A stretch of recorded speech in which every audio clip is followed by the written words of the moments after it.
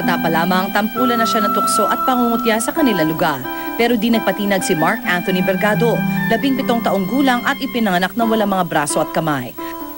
Sa halip, ginamit niya itong inspirasyon para pagbutihin at linangin ang kanyang kakayahan pagdating sa iba't ibang sports. Kabilang na dyan ang swimming, running at somersault.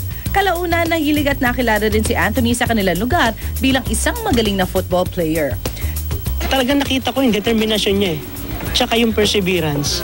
Hindi nawawala sa kanya. Tapos minotivate ko yung guts niya. Sa ngayon, miyembro siya na ng Ka Football Club at kinikilala bilang star player ng grupo. Nobyembre ngayong taon, nakatakdang sumali ang grupo sa isang international football competition sa bansang Australia. Una po, mahirap. Siyempre, wala nga po akong balance sa kamay. Baga, sinanay ko po na ganun. Kahit naman po may kapansanan ka, pwede ka rin naman pong maglaro nun. At para magpakitang gila sa kanyang galing sa football, makakasama natin si Mark Anthony Bergado, ang ating UH Morning Star.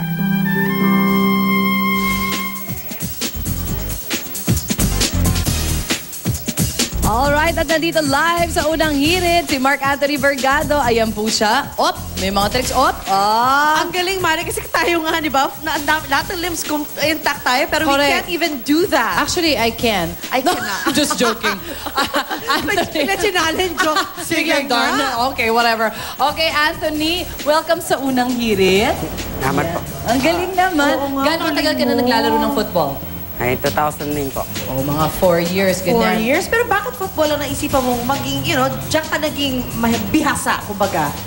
Bali, kasi sa football po, madalang lang po gamitin yung kamay, puro paa po. That's true, no? At kamay, ulo at katawan. Right, Yun right. talagang ginagamit. Pero aside from football, marami ka pang sports na pinasukan, di ba? May track and field ka pa, right? And then what else? Swimming, tama nga ba? Tama nga ba yung Bali, voice-over ko? yung marathon po, ayun po yung kauna-unang sport ko.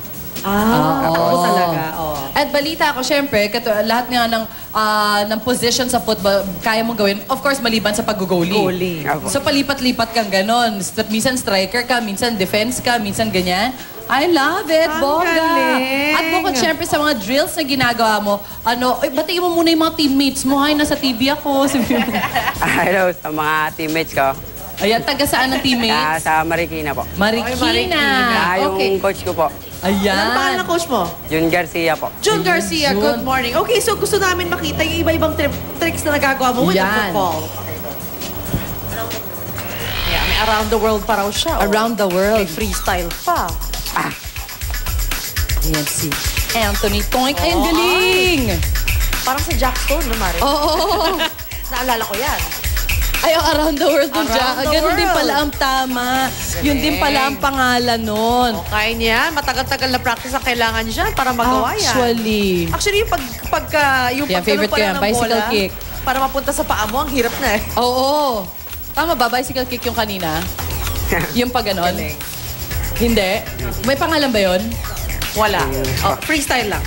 Ayan. Mahihain kasi si Mark Anthony talaga. Pero Correct. dahil kahanga-hanga nga siya. Absolutely. At syempre sa lakas ng loob na abutin ang iyong mga pangarap sa larangan ng sports, meron kaming gift para sa iyo, Anthony. Yan. Pero ako nahahawak muna, syempre, siya ang ating morning star. Oh, yes! Thank you! Yeah, maraming Palakpakan salamat. po!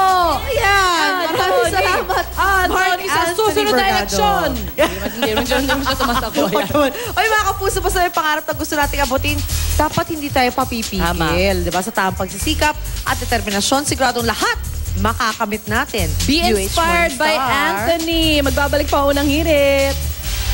Ibang talent, grabe.